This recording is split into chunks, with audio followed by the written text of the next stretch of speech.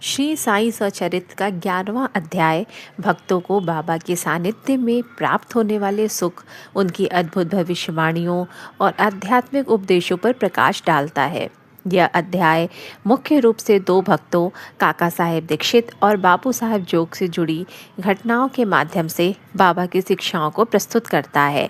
बापू साहेब जोग और आरती का अधिकार यह कहानी दिखाती है कि गुरु किस तरह अपने भक्तों को निष्काम सेवा, स्वार्थ रहित सेवा के मार्ग पे लाते हैं और उन्हें आध्यात्मिक पद प्रदान करते हैं। जोग की सेवा। की सेवा बापू साहेब जोग ने एक पुराने भक्त थे जो शिरडी में रहते थे और पूरी तरह से बाबा की सेवा में समर्पित थे। वह द्वारका माई और चावड़ी दोनों जगह बाबा की सेवा करते थे। आरती का सौभाग्य। जोग को बाबा की शाम की आरती करने का सौभाग्य प्राप्त था। यह एक बहुत ही प्रतिष्ठित सेवा मानी जाती थी। जोग यह सेवा बड़ी श्रद्धा और लगन से करते थे। अधिकार पर संदेह। एक बार जोग के मन में यह संदेह आया कि क्या वह वास्तव में इस पवित्र सेवा आरती के योग्य हैं या नहीं।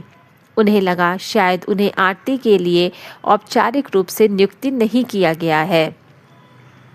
बाबा की कृपा। एक दिन बाबा ने अपनी सहज लीला में जोग को इशारा करते हुए कहा, जोग, तुम्हें जो काम दिया गया है उसे पूरी निष्ठा और ध्यान से करो। तुम्हारा अधिकार किसी से कम नहीं है।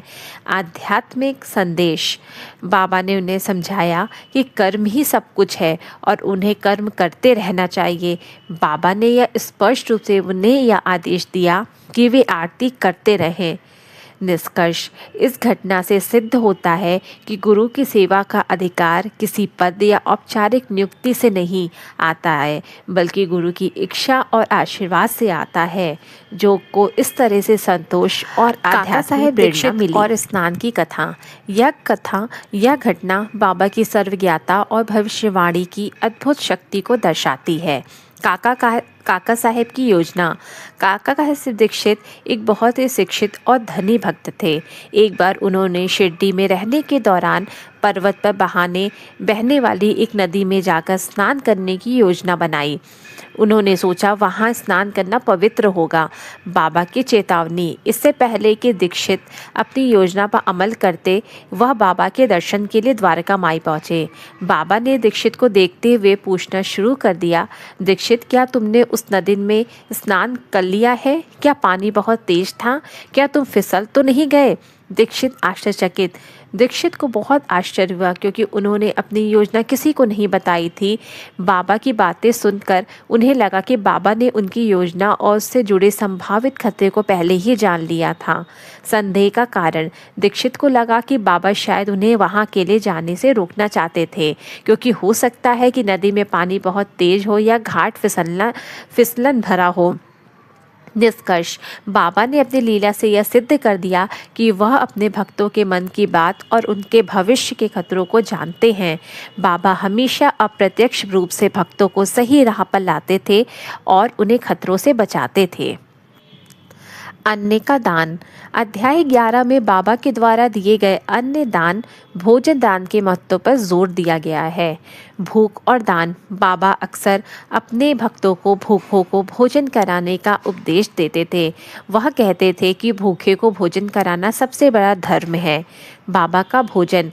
बाबा स्वयं भी भिक्षाटन से प्राप्त अन्न को भक्तों और ज़रूरतमंदों के साथ बांटकर खाते थे। शिक्षा। यह भक्तों को सिखाता था कि सेवा का भाव केवल पूजा तक सीमित नहीं रहना चाहिए, बल्कि मानव सेवा विशेषकर ज़रूरतमंदों के रूप में प्रकट होनी चाहिए। बाबा एक बड़ा बर्तन तैयार करते थे, कभी खिचड़ी, कभी सब्जी, कभी मीठा। फिर उस भोजन को सभी भक्तों और ज़रूरतमंदों के बीच समान रूप से बांटते थे। वे कहते कि भूखे को भोजन कराना सबसे बड़ा पुण्य है। भोजन ही जीवन है। कई भक्त इससे प्रेरित होकर रोज अन्नदान करने लगे। अध्याय का सार। अध्याय 11 के मुख्य संदेश हैं।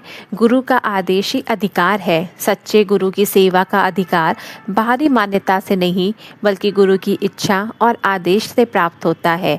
सर्वज्ञाता। गुरु अपने भक्तों के मन के विचार और भविष्य की घटनाओं को जानते हैं और हमेशा उनकी रक्षा करते हैं। कर्म और निष्ठा। भक्तों को निष्ठा से अपने कर्म करते रहना चाहिए और परिणाम की चिंता गुरु पे छोड़ देनी चाहिए।